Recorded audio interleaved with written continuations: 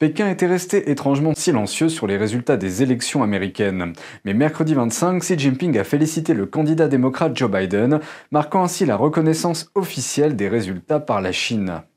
En même temps, des poursuites pour fraude électorale sont toujours en cours dans plusieurs États américains. Dans son message à Biden, Xi a écrit qu'il espère que les deux pays maintiendront un esprit de non-conflit, de non-confrontation.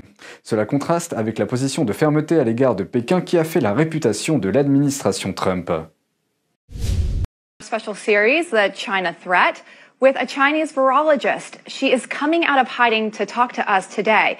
Dr. Li Mengyan accuses Beijing of knowing about COVID-19 before it became a pandemic and suppressing vital information about the virus. Did you say unequivocally that it didn't get caused, that this did not stem from a bat, but it definitely came from a lab, number one? Number two, have you been in touch with the U.S. government, and if so, what agencies? Yes. This is lab-modified virus based on the Chinese Military Institute discovered some bad coronavirus. They called it ZC45 and ZXC21. This sequence are exposed in 2017 to 2018. You can check the sequence from NIH GenBank database. And the second thing is, since the moment I reached to U.S., I was testified by FBI for several times, even with their top scientists about this story. There are a lot of evidence even left in the viral genome. It's like the human's fingerprint. If you check it, you will see the problem.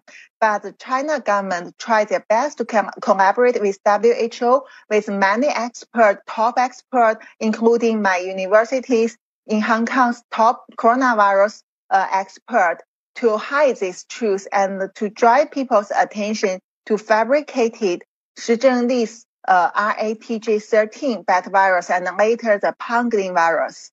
And also they try to tell world that this is something you can cure them with the new vaccine, but there is no useful drug for maybe prevention and early stage treatment, which we know hydroxychloroquine now can be used to do such function. But they try their best to stop people to know this drug and even spread the rumors about the reputation of this long-term safe drug. So there are many things. I cannot finish all these stories within one interview. Dr. Yan, are you saying that the World Health Organization hopes that the world doesn't know that hydroxychloroquine could actually help people? Yeah, I think not only WHO. I mean the medical doctors or the scientists, if they want to know whether this drug will be useful for prevention and also early stage treatment, they can go through those articles and textbook and also check even the website of WHO. They have the 20 years history that safe drug list for even children. I mean, hydroxychloroquine is listed there. And this is a drug has 70 years history, which was shown to be useful to anti-malaria or prevent malaria and also anti-autoimmune disease, which shares some similar mechanism to anti-SARS-CoV-2. And it was safe for pregnant and children if you use it under the doctor's instruction and do some routine review for retina or monitor your heart problem, which is very, very rare. If you take it, it will be more safe than you take some, even the painkiller you can get in the pharmacy. Have you talked to the CDC, the FDA, any of the health agencies in the United States or the Health and Human Services?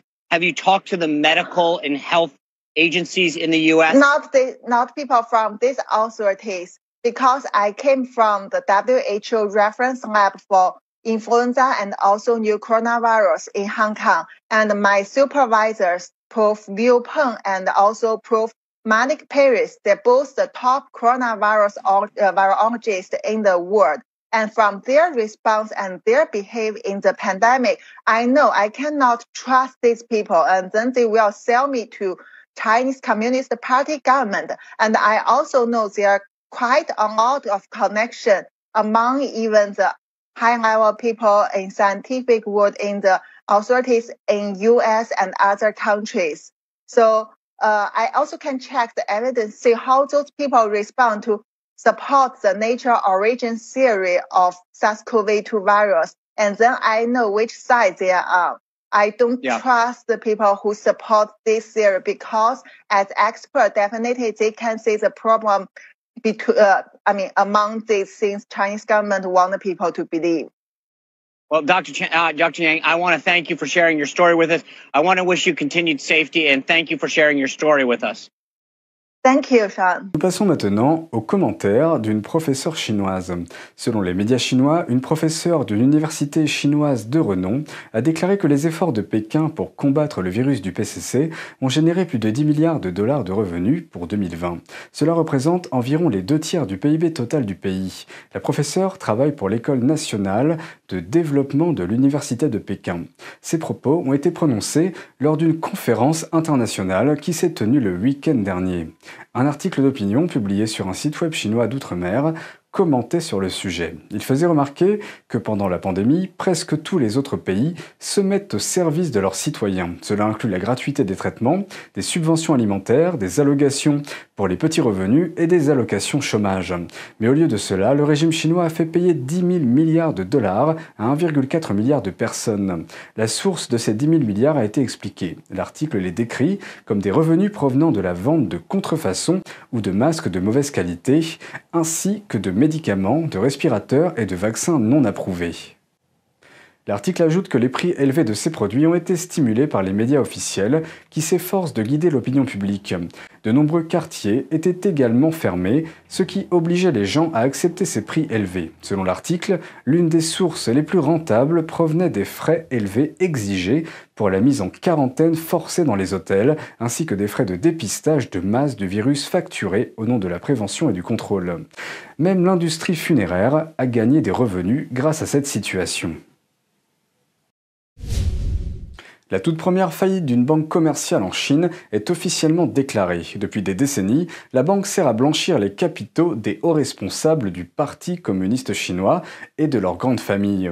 Le fondateur de la société mère de la banque est chinois, mais il détient la citoyenneté canadienne. La banque chinoise Baochang, ou BSB, la plus grande banque commerciale locale en Chine, a entamé une procédure de faillite. Le fondateur de la société mère de la banque, un ressortissant chinois de citoyenneté canadienne, a disparu aux mains du régime communiste il y a 3 ans, devenant une victime des luttes internes au sein du Parti communiste. Le principal organisme de régulation chinois, la Commission de réglementation des banques et des assurances de Chine, a annoncé la faillite ce lundi. La BSB est devenue de facto la première banque commerciale chinoise en faillite. Selon les informations publiques, BSB est une filiale de Tomorrow Group, un énorme complexe financier basé sur l'industrie et contrôlé par Xiao Tianhua. Xiao était un gant blanc ou intermédiaire de la famille de Zheng Qinghong, un ancien haut fonctionnaire communiste du pays. Gant blanc est un terme chinois spécifique désignant un intermédiaire ou une entité qui blanchit de l'argent sale ou issu de la corruption sous un prétexte qui apparaît faussement comme légitime, à l'image des mains sales dissimulées par une paire de gants blancs. Le gant blanc Xiao était l'un des hommes les plus riches de Chine. Cependant, l'homme de 48 ans a fait la une des journaux internationaux en 2017 lorsqu'il a été kidnappé dans un hôtel de Hong Kong par des agents de sécurité chinois. Puis il a disparu de la vue du public. Les gens pensent généralement qu'il a été enlevé et emmené en Chine continentale par le Parti communiste chinois. Aujourd'hui, 3 ans plus tard, Pékin a démantelé son vaisseau amiral, le Tomorrow Group. Bien que venant d'un milieu modeste, Xiao a réussi à contrôler dans sa quarantaine un empire commercial comptant plus de 17 banques, 9 compagnies d'assurance et de multiples titres, fonds et trusts. Officiellement, les fonctionnaires communistes chinois et leurs proches ne sont pas autorisés à faire des affaires. Le Tomorrow Group est donc devenu son support pour aider les élites politiques à faire fortune dans l'ombre, avec le privilège de voir leur pouvoir se déployer dans les coulisses. Par exemple, en 2006, il a aidé le fils de Zheng Qinghong, alors haut fonctionnaire communiste, à acheter un géant chinois de l'énergie. Cette entreprise vaut environ 10 milliards de dollars, mais Xiao a payé 500 millions de dollars, soit seulement un 20e de sa valeur nominale. En 2013, Xiao a acheté des actions dans une société d'investissement détenue par la sœur et le beau-frère du leader communiste Xi Jinping. La porte-parole de Xiao a déclaré dans un communiqué qu'il l'avait fait, selon ses propres termes, pour la famille. Cette liste est encore longue. Les résultats de la vérification des actifs et du capital de la Baoshan Bank montrent que de 2005 à 2019, le Tomorrow Group a immatriculé plus de 200 sociétés fictives, a fait presque 350 prêts pour un total de 20 milliards de dollars. Tous ces crédits sont devenus des prêts non rentables avec un intérêt annuel allant jusqu'à 1,5 milliard de dollars.